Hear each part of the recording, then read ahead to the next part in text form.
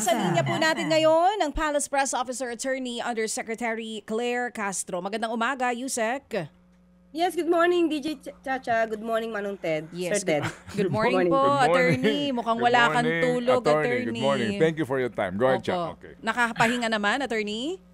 Of course. Ayun, fresh na fresh sa umaga. Attorney, kagabi nasagot nyo na po at nasa lag yung naging alegasyon ni Senator Amy Marcos. Pero gusto namin kamustahin mismo ang Pangulong Marcos Jr., maging si First Lady at ang presidential son. Nakausap nyo na po ba sila?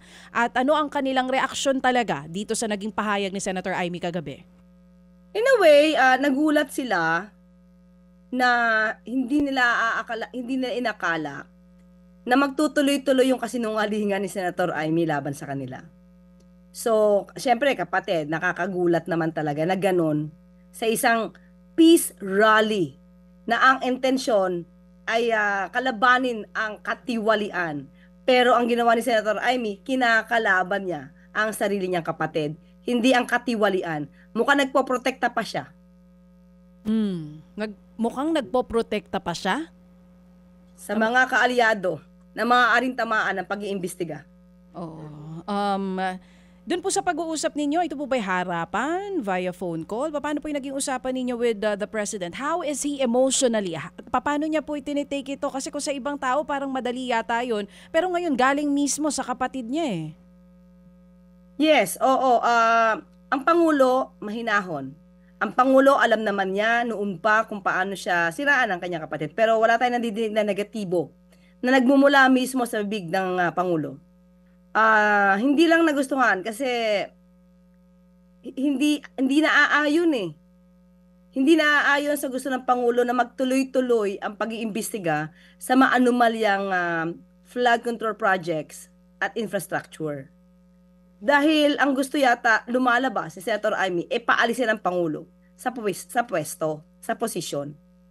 So, hindi ito dapat mangyari dahil kapag nawala ang Pangulo, sino ba ang balak ipalit ni Senator Amy sa posisyon? Ang Vice-Presidente? So, ano mangyayari kung Vice-Presidente ang papalit sa Pangulo? Magtutuloy-tuloy kaya itong pag-iimbestiga sa mga maanumalyang flood control projects na to? Lalo na kung ang tatamaan naman ay kanilang mga kaalyado. So, nakakataka lang na para nagpapagamit si Senator Amy dahil ba sinabi ni VP Sara noon, ni VP Sara na hostage siya ng Vice-Presidente hanggat hindi napapalaya ang kanyang ama? Sabi niyo po, ang Pangulong Marcos ay mahinahon dito sa pagtanggap sa naging pahayag ni Senator Amy. Ang First Lady, kamusta po? Ganun din po. Mahinahon. Mas lalo mahinahon. Oo. Mas lalo mahinahon. Kalma lang sila pareho, Yusek.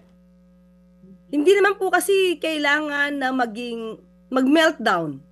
Hindi kailangan magmura sa mga ganitong klaseng sitwasyon. Hindi ganun yung kanilang ugali.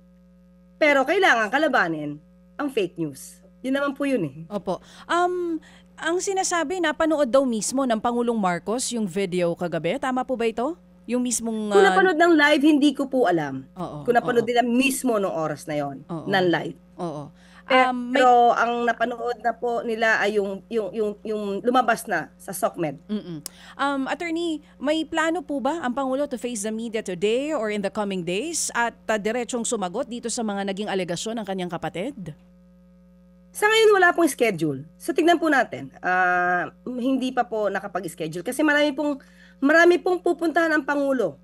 Hindi po yan naka-schedule sa ngayon. So marami po siyang pupuntahan at marami po siyang bibisitahin. So, hindi po hahadlangan ng isang Senator Amy, mga salita niya kasinungalingan, ang mga trabaho po ng Pangulo. Hindi kailangan madiskarel ang pagtatrabaho sa gobyerno. Yes po. Hindi lang si Senator Amy malamang ang sakit ng ulo ng Pangulo ngayon. Last Friday, hindi po ba, may video din na inilabas etong si Zaldico na pinaparatangan yung di umano budget insertions ng Pangulong Marcos Jr. kasama po yung kanyang pinsan na si Martin Romualdez. Yun po ba hindi niya sasagutin na siya mismo? Hindi po galing sa inyo, attorney, kung sakali? Hindi naman nakakasakit ng ulo yung mga sinabi ni Zaldico. Sinabi nga ng Pangulo, I will not dignify with that kind of statement. Unang-una video po yun. Tapos ang daming mga loopholes, ang daming inconsistencies. So paano naman mababahala ang Pangulo dyan? Hindi na nga po siya nagsalita. Marami na po mambabata sa sinasabing imposible Mhm. or hindi makatotohanan yung sinasabi ni Saldico. Ang Pangulo pa po ba ang magseseryoso sa video na ito? So, Mhm. hindi po yan nakakabahala. Hindi po naging problema ng Pangulo si Saldico sa Mm. video na yan. Hindi niya problema ito, hindi siya hadlangan ni Amy, even ni Zaldi to do his job today as is lamang yung schedule ng Pangulo. Yun po bang mga tanong sa resignation naman ng kanyang mga gabinete? Meron pa bang explanation na gagawin ng Pangulo? Bukod dun sa sinabi niyo po kahapon na for delikadesa, yun nangyari pong yun, na pagre-resign ni dating DBM Secretary Amena Pangandaman at ni dating Executive Secretary Bersamin. Wala na, yun na po yun. Nag-resign sila voluntarily out of delicadeza. At kung meron magaganap na pag-iimbestiga dahil nabanggit ka din ng pangalan, ito naman po ay tatanggapin nila. Pero kung ang pagbabatayan lang po yung video na walang kakwenta-kwenta ni Zaldico, baka walang makuwang anumang ebidensya laban sa kanila. Kung yun lang po. Kahapon po kausap namin ang abogado ni Zaldico at natanong namin yan, attorney, ang sabi namin, Yusek, gaano katiba yung mga ebidensya na hawak ni Zaldico. Sinasabi niya, matindi daw po yung mga ebidensyang hawak na ilalabas daw po in the coming days or di natin alam kung kailan nga. Bakit hindi pa nilabas noon? Kung matagal ng ebidensya to, bakit parang gagawa pa sila ng another script? Dapat noon pa. Sabi niya, March 2025, siya na daw ay pinagbantaan. Ang buhay niya ay pinagbantaan. Di umano ni Speaker Romualdez. Bakit hindi niya nilabas noon pa? So, ano naman tahitahing kwento ang gagawin nila? Kung ikaw may ebidensya, right there and then, ilalabas mo na. Attorney, ano po ang inyong damdamin? Kung maaari lang din, perhaps baka napag-usapan po ito ninyo ni Presidente, yung possibility that the President being invited by the ICI to shed light, to speak about what really happened, itong kanilang meeting in Malacanang na sinasabi daw po talagang sinabon itong si Martin Romualdez tungkol po sa budget. Parang wala naman pong kinalaban yun sa anomalya. Kung nagalit po siya, di ba mas maganda kung nagalit po siya dahil ayaw po niya ng anomalya. So parang hindi naman po yan ang mga issues na dapat imbestigahan ng ICI, yung kanyang pagkakagalit. Hindi po. Parang Ang hindi siya sinasabi ko konektado. po, Attorney, if I may interrupt, ang sinasabi ko po kasi ay yung pong mga pangyayari doon sa kanyang pagkadismaya sa budget. Pero nga, ang sinasabi po ng iba is that kung alam mo na nga na problemado yung budget, bakit mo pa pinirmahan despite the veto?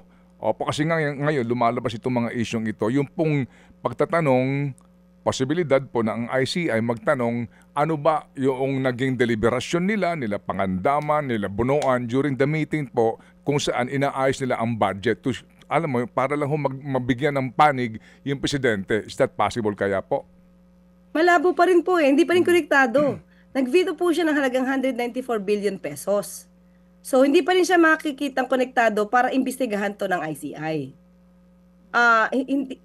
Ang pag-veto po at pagpapagalit dahil sa mga lumubong insertions na nilagay, hindi yata siya yung pinaka-subject matter para sa mga anomalyang flood control projects.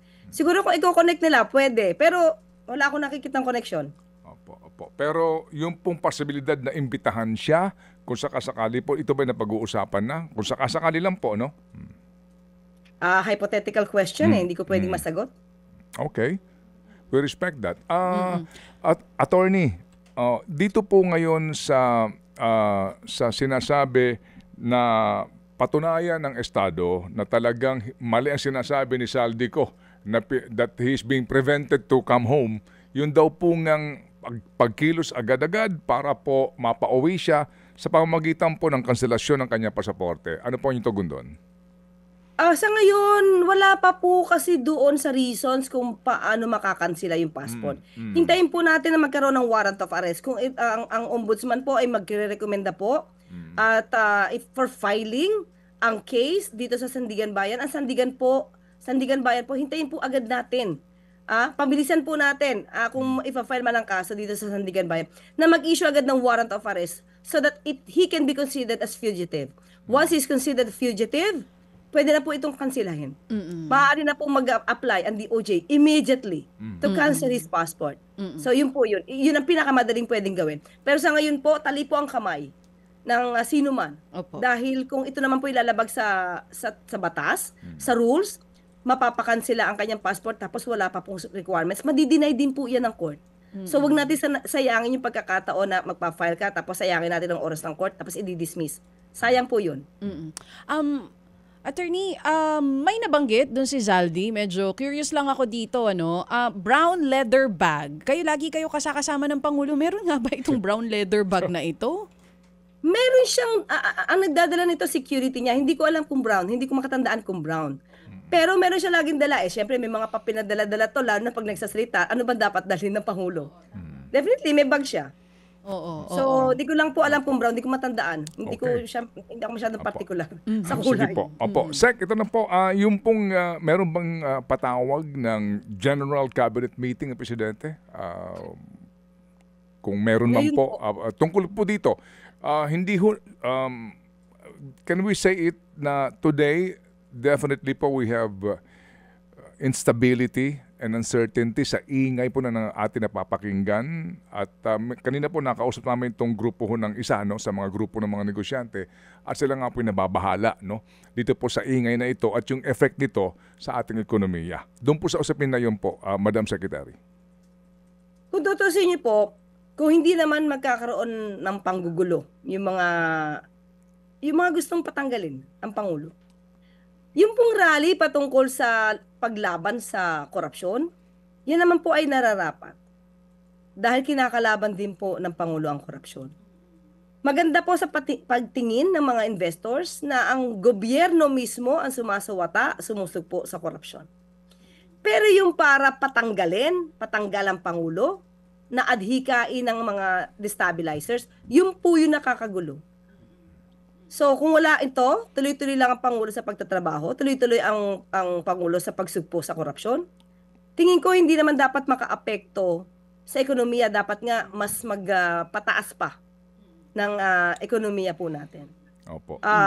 So sa ating nakikita, meron lang talagang gustong gumiba sa Pangulo at para pag nagiba, paguluhin at sabihin na bumabagsak ang ekonomiya ng bansa, it can be a cause for them na paigtingin, gawing dahilan to para magalit ang taong bayan. So doon po tayo mag-ingat. Opo. Doon po tayo mag-ingat sa mga destabilizers. Meron ho bang patawag na cabinet meeting ng Presidente? Wala po sa ngayon. Wala po tayong nadinig na may patawag sa cabinet, magkaroon ng cabinet meeting. Kasi marami pong event ang Pangulo sa ngayon. Meron po siya mga pupuntahan ng mga dapat napuntahan sa ngayon. Okay. Meron pa ho bang susunod na out of delicadeza ay magbibitiw? May panawagan kasi kayo kahapon, di ba? Na yung iba magkusa na kaninyo kung sangkot nga dito. Meron pa ho ba? Kung may nasasangkot, kung sa pakiramdam po nila. Kung lang, kung meron talagang ganito, pwede na po na hindi sila mag-resign. Pero sa ngayon, wala po kasi pa tayo ibang nabibigyan, hindi pa po tayo nakakabalita ng ano pa man. Wala pa po tayong update patungkol dyan. Opo. Kayo po wala kayong pakiramdam din doon sa mga kung sino-sino yon, kung meron pa akong susunod. Wala pa sa ngayon. Opo.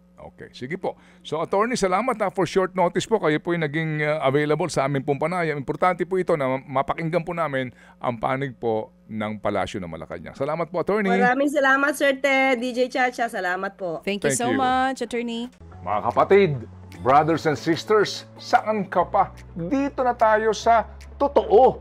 Dito na tayo sa True FM. Mga kapatid, mag-subscribe and follow po kayo sa social media accounts ng True Network PH. Yan po kami. Hanapin nyo lang True Network PH, Facebook, Instagram, YouTube, TikTok, and podcast.